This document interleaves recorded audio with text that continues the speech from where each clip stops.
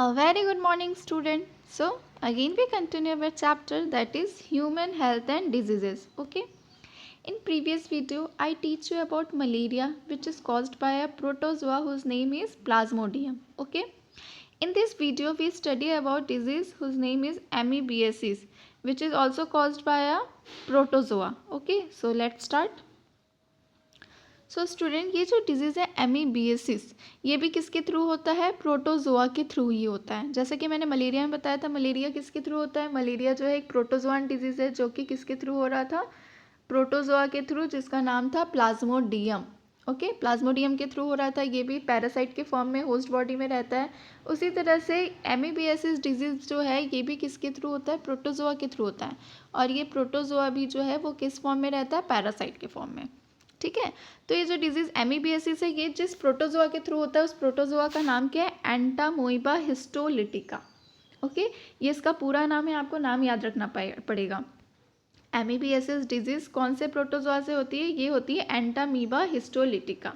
Okay, सो चलिए read करते हैं। Entamoeba histolytica is a protozoan parasite in the large intestine of human which causes amoebiasis और amoebic dysentery. तो देखिए क्या बता रहा है, जो एंटामोइबा हिस्टोलिटिका है ये एक प्रोटोजोअन पैरासाइट है। ओके, और ये कहाँ पे रहता है? लार्ज इंटेस्टाइन में रहता है ह्यूमन के। और अब ये लार्ज इंटेस्टाइन में हो रहा है तो ऑब्वियस सी बात है इसके सिम्टम्स किस तरीके के होंगे? हो सकता है कॉन्स्टिपेशन हो और एब्डोमिनल पेन हो, क्योंकि ये कहाँ पे है? लार्ज इंटेस्टाइन, मतलब डाइजेस्टिव सिस्टम में हमारे, है ना? डाइजेस्टिव सिस्टम में ही तो आता है हमारा लार्ज इंटेस्टाइन। ओके, तो ये जो प्रोटोजोआ होता है अगर ये किसी भी तरह से हमारे फूड के थ्रू या वाटर के थ्रू, कंटामिनेटेड फूड या वाटर के थ्रू ये अगर हमारे अंदर आ जाता है तो ये कहाँ पे सर्वाइव करता है? ये सर्वाइव करता है हमारे लार्ज इंटेस्टाइन में। ओके, तो आपको ये चीज़ें ध्यान रखनी है। तो देखिए क्या बता रहा है, Entamoeba histolytica is protozoan parasite in the large intestine of human which causes amoebiasis, और एमीबियासिस को ही और क्या कहा जाता है? एमीबिक डिजेंट्री भी कहा जाता है। Okay, now symptoms of this disease include, अब इसके सिम्टम्स बता रहा है कि इसके सिम्टम्स में क्या किया जाता है। तो सबसे पहले कॉन्स्टिपेशन। कॉन्स्टिपेशन किसको कहते हैं? कब्ज, कब्ज की प्रॉब्लम होती है। ठीक है, तो उसको हम क्या कहते हैं? कॉन्स्टिपेशन कहते हैं। एब्डोमिनल पेन, पेट में दर्द होना, तो that is called abdominal pain. And cramps, cramps मतलब क्या होता है? जैसे आप देखते हो ना, रह रह के दर्द उठता है जिसको कहते हैं पेट ऐंठ रहा है, ठीक है ना, that is called cramp. Then stools with excess mucus and blood clots. फिर देखिए क्या बता रहा है, जो स्टूल्स होते हैं, स्टूल है, फीकल मैटर है, उसमें बहुत ज़्यादा म्यूकस रिलीज होता है और ब्लड क्लॉट्स भी रिलीज होते हैं। क्यों? क्योंकि ये जो एमीबियासिस है जो कि कहाँ पे रह रहा है? ह्यूमन के लार्ज इंटेस्टाइन में, ये क्या करता है? उसको इरोड कर देता है। दैट्स वाई जो स्टूल है उसमें क्या आता है? ब्लड और म्यूकस आते हैं। Okay, houseflies act as a mechanical carriers and serve to transmit the parasite from fecus of infected person to food and food products, thereby contaminating them। तो देखिए यहाँ पे भी एक वैक्टर आ गया। ओके, जैसे मलेरिया में मैंने बताया था, मलेरिया में वैक्टर का काम कौन कर रहा था? फीमेल एनोफिलस मॉस्किटो कर रही थी। ओके, उसी तरह से एमीबियासिस डिजीज जो है इसके लिए भी एक वैक्टर है। वो वैक्टर कौन है? वो वैक्टर है हाउस फ्लाई, मक्खी। ओके, ये जो हाउस फ्लाई है, देखते हो आप, हाउस फ्लाई तो इधर उधर हर जगह घूमते रहती है, इसलिए कहते हैं ना ढका हुआ ही खाना पीना खाएं, है ना? क्यों? क्योंकि ये जो मक्खियाँ होती हैं ये जहाँ पे बैठती हैं तो इनके पैर में एक स्टिकी टाइप का सब्सटेंस होता है जिसमें कोई भी चीज़ क्या हो जाता है, जो भी डस्ट पार्टिकल है जो भी है वो क्या हो जाता है? स्टिक हो जाता है।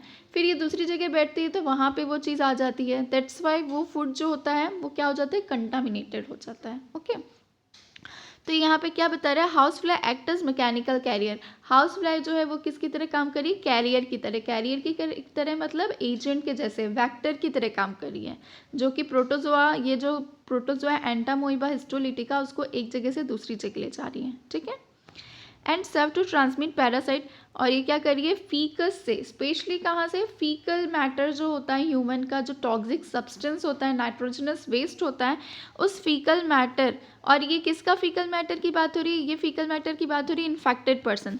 सबके फीकल मैटर में ये प्रोटोजोआ प्रेजेंट नहीं होता है, लेकिन जो इन्फेक्टेड पर्सन है जिसके अंदर पहले से एंटामोइबा हिस्टोलिटिका किसी न किसी तरीके से चला गया है, हाउस फ्लाई के थ्रू ही, ऑब्वियस सी बात है ना? हाउस फ्लाई फूड वुड पे बैठी होगी और उसी फूड को अगर उस पर्सन ने गेन कर लिया, उसी फूड को इनटेक कर लिया, तो उसके अंदर क्या हो गया होगा? एंटामोइबा हिस्टोलिटिका चला गया होगा। ओके, मतलब ये जो प्रोटोजोआ है वो चला गया होगा। तो ये बता रहा है कि हाउस फ्लाई जो है वो किसकी तरह काम कर रही है, इस डिजीज़ को फैला रही है ना।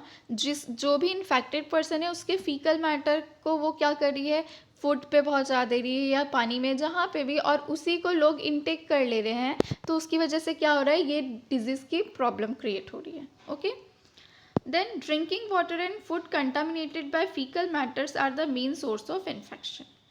देन बता रहे हैं इन्फेक्शन किसकी वजह से हो रहा है, जो कंटामिनेटेड फूड और वाटर है ना। क्योंकि अब ये प्रोटोजोआ ये डायरेक्टली तो हमारे इंटेस्टाइन में चला नहीं जाएगा, इसको कोई ना कोई सोर्स तो चाहिए जिसके थ्रू ये जाएगा। तो ये किस सोर्स के थ्रू जाता है, फूड और वाटर के थ्रू। अब फूड और वाटर में भी तो अपने आप नहीं आएगा, तो फूड और वाटर में ये जो प्रोटोजोआ है ये किसके थ्रू आता है, ये आता है हाउस फ्लाई के थ्रू। तो ये चीज़ें आपको याद रखनी है, बहुत कॉमन चीज़ें हैं, ठीक है। तो इस डिजीज़ के बारे में आपके सिलेबस में बहुत ज़्यादा नहीं है, छोटा सा ही आपको पढ़ना है। तो बस आपको ये याद रखना है इसमें कि एक डिजीज़ होती है दैट इज़ कॉल्ड एमीबियासिस। ये भी कौन सी डिजीज़ है, प्रोटोजोआन डिजीज़ है, मतलब प्रोटोजोआ के थ्रू हो रही है। इस प्रोटोजोआ का नाम क्या है, इस प्रोटोजोआ का नाम है Entamoeba histolytica. Okay, Entamoeba histolytica.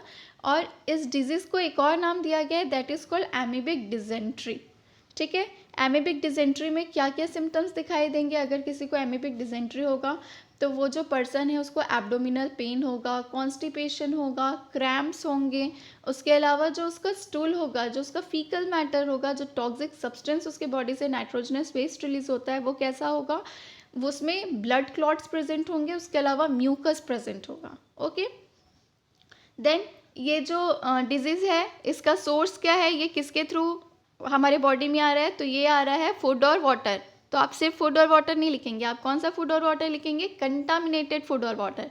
और ये जो कंटामिनेशन ये स्पेशली किसके थ्रू कंटामिनेटेड रहता है, ये रहता है फीकल मैटर के थ्रू।